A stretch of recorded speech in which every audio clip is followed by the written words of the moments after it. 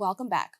Across New York City, world renowned museums, zoos, gardens, and more could be free to its residents, and according to some New Yorkers, they actually should be free.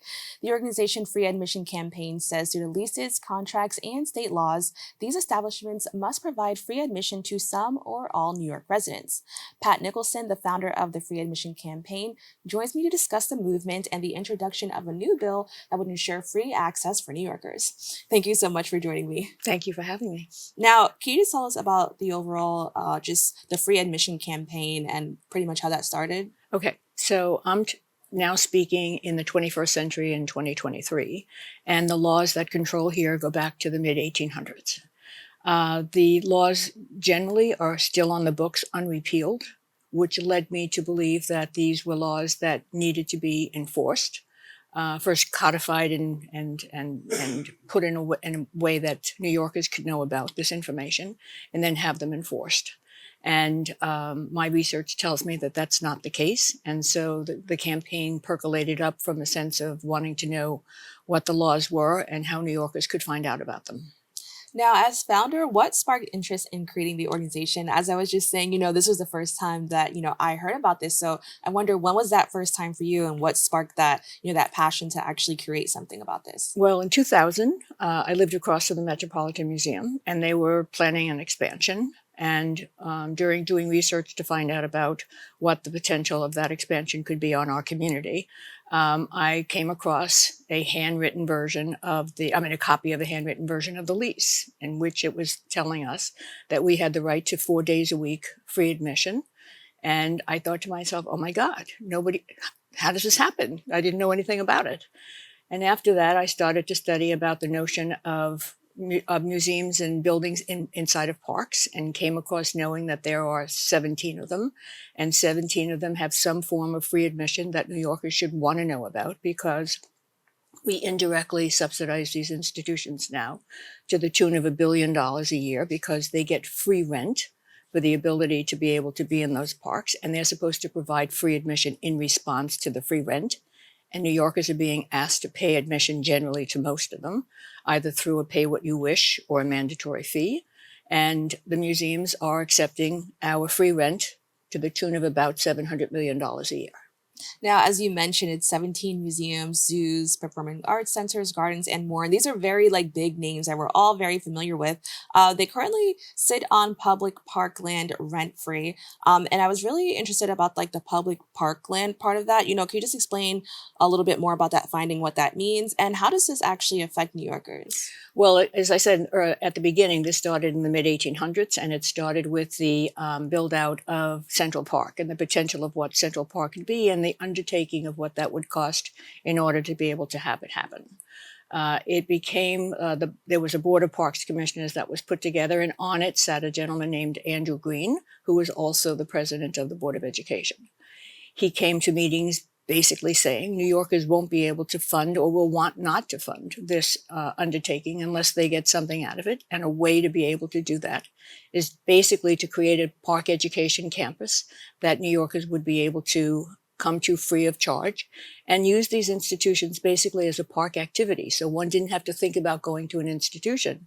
One went to the park and went to these extensions, buildings, with cultural artifacts that they could learn both as school children as adults. And in the mid 1800s, obviously, there were very many immigrants to whom that was applicable. And so it was both a cultural component to it, and it was a business component, because those adults who would be visiting these institutions would be the potential employees of those who would be bringing the artifacts and the collections to the public. Now, can you tell me about Bill A03059 and its overall goal? So the goal is so we're 150 years since these bills have been, most of this legislation has been enacted. So in 150 years, the city has gone through a lot of changes. And in the 1970s, the Metropolitan Museum began charging a pay what you wish policy. Up until that point, almost all changes in what was occurring in these institutions happened through the New York State Legislature.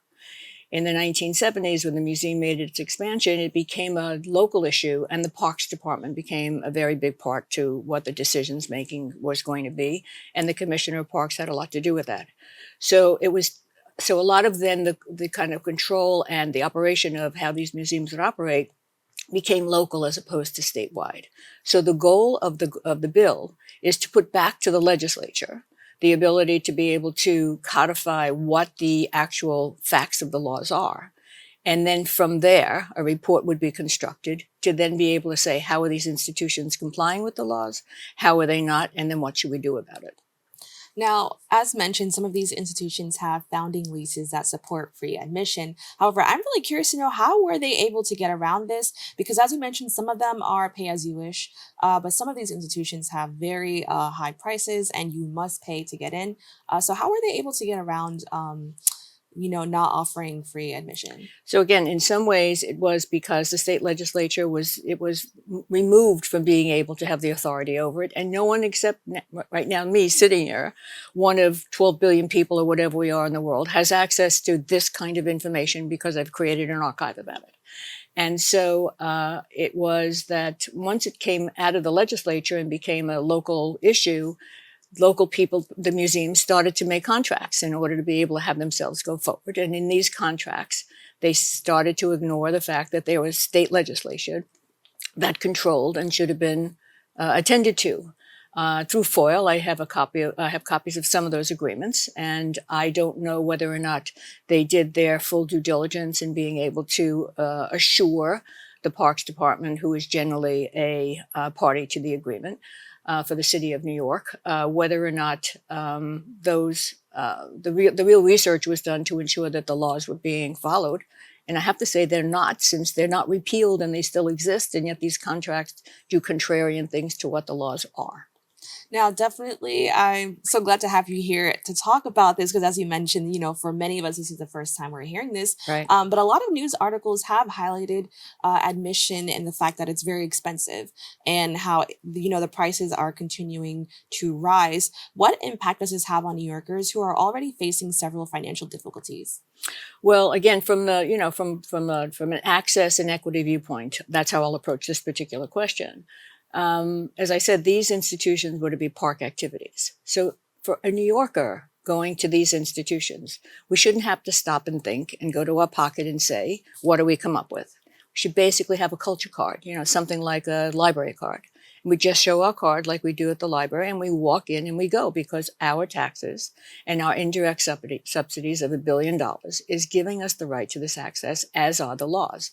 So that's the best way I can answer it, is that New Yorkers shouldn't have to think about going into these institutions. These are our institutions. The collections belong to the private organizations. The trustees oversee that. We have no control over the collections, but we do have a contractual right, really a legislated right, to be able to have free access according to the provisions of the law. Now, some organizations may offer free days or perhaps, let's say, free admission for students and things like that. What are your thoughts on that? Well, I think it's a cop-out. It's a way of saying we're doing our due diligence to be nice to New Yorkers because we subsidize them. But again, there is never a mention of the free rent that these institutions get, the $700 million. They will talk about $20 million here, or $2 million here, or whatever it is, for purposes of the operating subsidies that New Yorkers pay. But the fact is, these institutions, when the boards get up in the morning, they don't have to say to themselves, how do I pay my rent? They just have to get up and say, how do I operate? Which is not the luxury that other institutions have. So the kind of quid pro quo was for New Yorkers to be able to access according to the free provisions that are now basically not being provided New Yorkers that information. Now, how could free access to these institutions benefit New Yorkers? Of course, financially, and many of them are very educational. But I also want to focus on quality of life, because when I think about days that I go to the zoo or the museum, I'm like, today was a good day. So how could this enhance the quality of life? By having it free.